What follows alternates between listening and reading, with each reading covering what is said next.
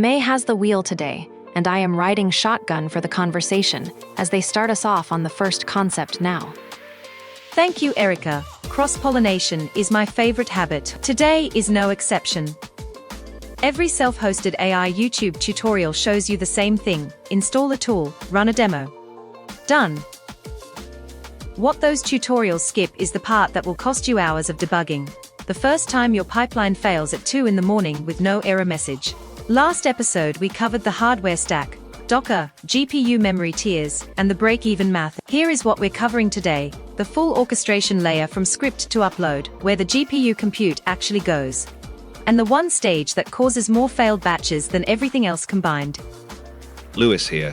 When I first set this up, I assumed voice synthesis would be the slow part, because it is the most compute-intensive sounding task. I was wrong by about a factor of 10. The bottleneck is the avatar animation stage, and understanding why changes how you schedule your entire pipeline. Erica here. The reason creators guess wrong is that voice synthesis produces small files quickly, and you can hear the output in seconds. Avatar generation produces video at roughly 1 frame per second on a mid-range card, and a 15-minute episode at 24 frames per second is 21,600 frames. The practical implication is that your pipeline design has to be built around the avatar stage, not the voice stage. Every scheduling decision, every batching decision, and every monitoring decision flows from that constraint. The series continues from last episode's hardware and Docker introduction. If you have not watched that one, the short version is this. Docker solves the installation complexity. A 16GB graphics card opens the full open-source creator stack. The paid subscriptions become optional once the hardware is in place. This episode assumes you have the stack running and focuses on how to orchestrate it. Knowing that up front would have saved me 2 weeks of iteration. The goal of this walkthrough is to save you those 2 weeks. A self-hosted AI YouTube pipeline has 4 stages. Stage 1 is script generation. A language model takes your topic and outline and produces the narration text. Stage 2 is voice synthesis. A text-to-speech model converts each speaker's narration lines into audio files. Stage 3 is avatar animation. For each audio segment, a talking head model generates a short video clip of the avatar speaking. Stage 4 is assembly. Every clip and audio track gets merged into the final export by a tool called FFmpeg. Each stage has its own container, its own GPU demand, and its own failure mode. That is why running each stage as a separate Docker service matters. When stage 3 fails, you do not lose the voice synthesis work from stage 2. You restart from the avatar stage and resume. The handoff between stages is a folder on your disk. Stage 1, writes script files. Stage 2, reads those files and writes audio files. Stage 3, reads audio files and writes video clips. Stage 4 reads video clips and writes the final output. Each stage is loosely coupled. You can run them sequentially or in overlapping batches. The file system handoff pattern is important because it makes your pipeline resumable. If the machine reboots in the middle of stage 3, every clip that already finished is still on disk. The next run picks up from the last unfinished segment. This is also why you want a dedicated output drive, not your operating system drive. A 15-minute episode with 3 speakers can generate 40 to 80 gigabytes of intermediate files before final compression. Running out of space mid-batch is one of the most common first-time failures. The stage separation also lets you swap out individual components without rebuilding the whole pipeline. If a better voice synthesis model comes out next month, you replace stage 2 and the rest of the pipeline is unchanged. That modular design is one of the most durable advantages of building on Docker Compose, rather than a single monolithic script. Docker Compose is a single YAML configuration file that describes every service in your pipeline. The language model service and the voice synthesizer each get an entry. So does the avatar engine and the orchestrator script. You start the entire stack with a single command. The key configuration block for each service is the volumes entry, which is where you define the shared folder that acts as the handoff point between stages. All 4 services mount the same output directory, which is how Stage 2's audio files are visible to Stage 3 without any network transfer. Erica, what is the most common first-time configuration mistake you see in this kind of setup? The GPU pass-through flag, every time. Each AI service needs explicit access to your graphics card. In Docker Compose, this is the deploy section with the driver set to NVIDIA and device set to all. If you miss this, the service starts but runs on your central processor instead, and you will not get an obvious error. The other configuration that matters is the restart policy. Setting restart to unless stopped means your services come back online automatically after a reboot without manual intervention. For a pipeline you want to run overnight and unattended, that setting is essential. Health checks are a more advanced configuration, worth learning early. A health check is a command that Docker runs every 30 seconds to verify that a service is genuinely ready to accept work, not just started.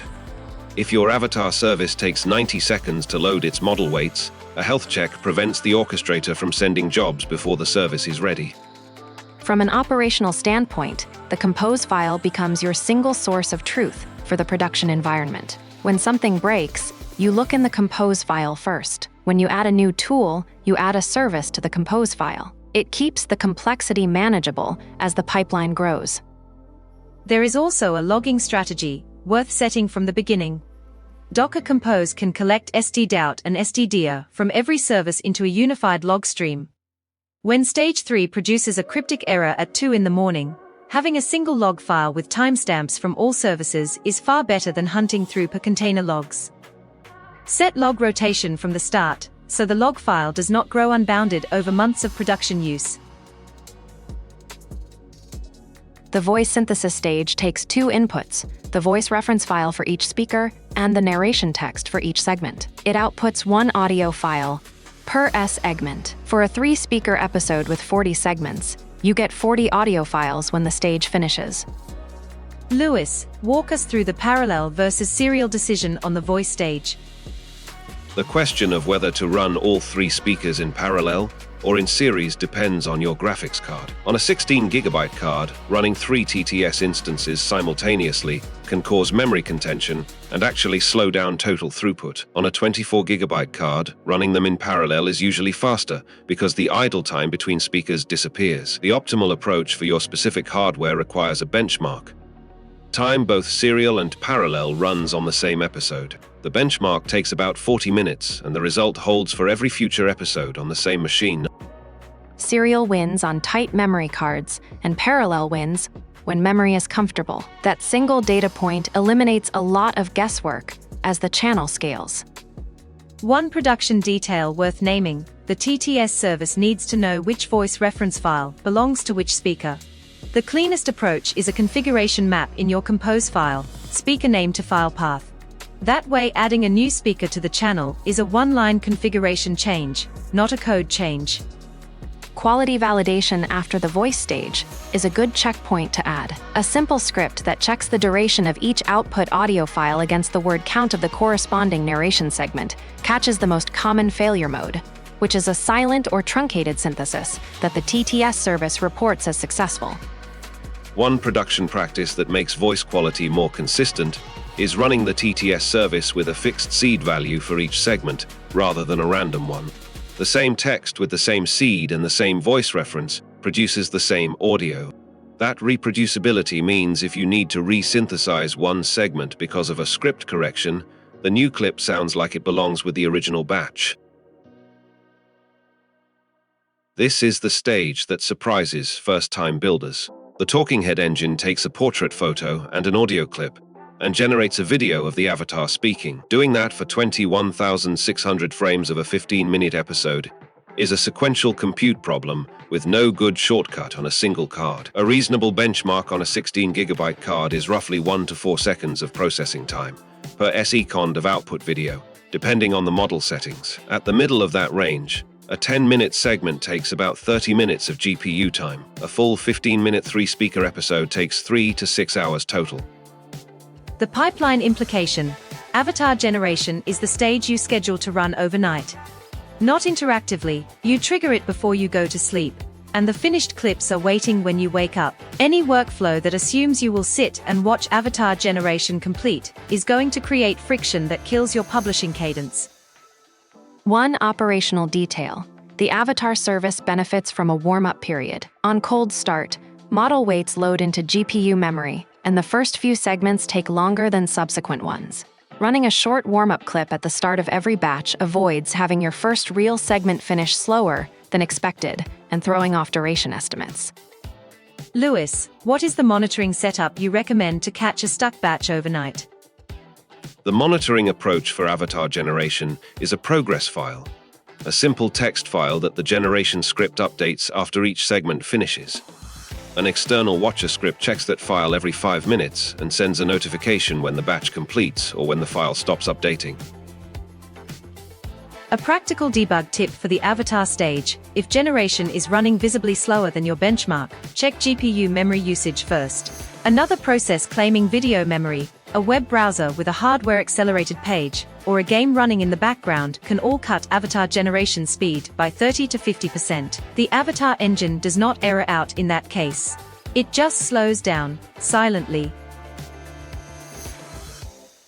Assembly is the stage where all the pieces come together into the final video file. The tool that does this work in nearly every self-hosted pipeline is FFM. It is a free command line tool that handles clip concatenation, music mixing, and encoding into the final output format. The input to the assembly stage is a timing manifest. That file lists every video clip in order with its duration and speaker.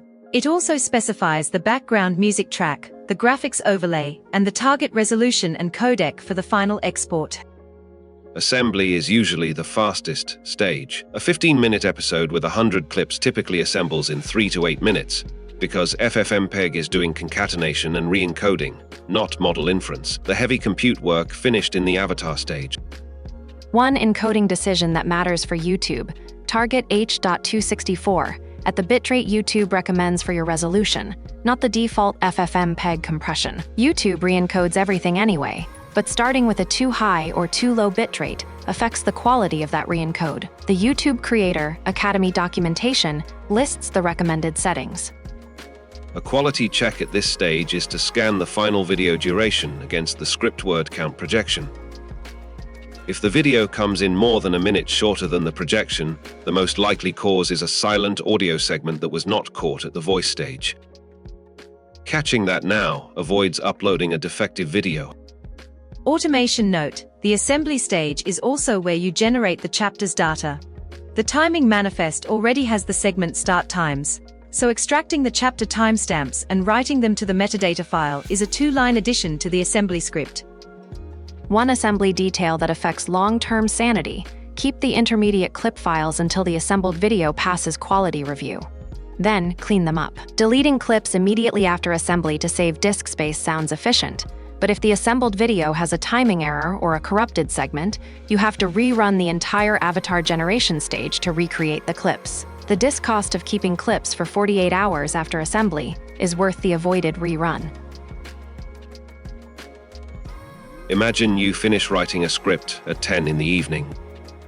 Without scheduling, you either stay up to babysit the pipeline or wait until the next day to start. With scheduling, you approve the script at 10 p.m. and wake up to a finished video ready for review.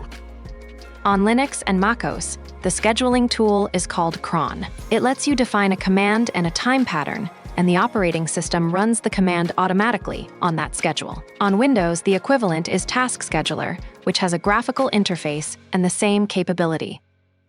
The scheduling pattern that works well for creator pipelines is stage chain triggers, not time-based triggers. When the voice stage finishes, it writes a completion marker file and the avatar service watcher picks that up and starts immediately. You do not need to guess how long voice synthesis will take, and hard-code a start time for avatar generation. The stall detection piece is the one most creators skip until a crash teaches them why it matters. A simple watcher script that checks whether the progress file has been updated in the last 10 minutes and sends a phone notification if it has not, costs about 20 lines of Python and saves you from waking up to a pipeline that died at midnight and sat idle for 6 hours. For a creator publishing 2 videos a week, a well-configured pipeline with overnight scheduling means the most time-consuming compute work happens while you sleep. The human-in-the-loop steps are script approval, quality review, and the upload decision. The machine handles everything between. The full pipeline from script approval to assembled video is about 8 to 12 hours of wall clock time on a 16GB card, of which 6 to 9 hours is avatar generation.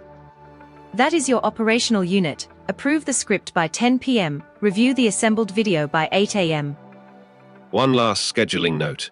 Run the assembly stage after a brief delay following avatar completion rather than immediately.